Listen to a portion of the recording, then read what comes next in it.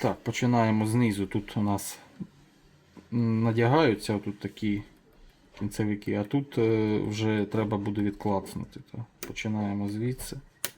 Оп. Ось ми відклацнули. Сам механізм знімаємо. Починаємо низ знімати. Оп. Все. Ось ми його зняли. Ось так він виглядає. І одягаємо в зворотній послідовності. Тобто одягаємо, обов'язково дивіться механізм, не сплутайте. Ну, оце неправильно, ось так він мусить стояти.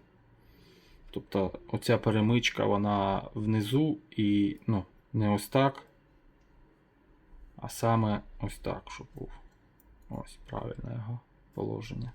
Ви одягаєте спочатку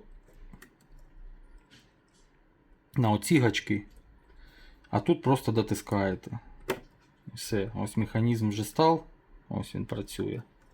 І берете кнопку, вам треба, показую як. Ось тут такі направляючі, і вам треба в них, щоб ось ці попали в ці направляючі.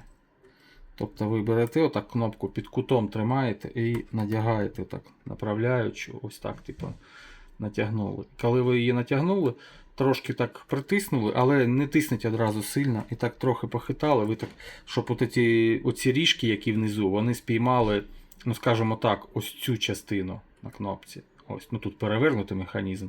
Ось цю частину, щоб вони так от раз і типу заклацнулися. Тобто ось ми впіймали і дотискаємо. Раз, два. І все, і кнопка стоїть.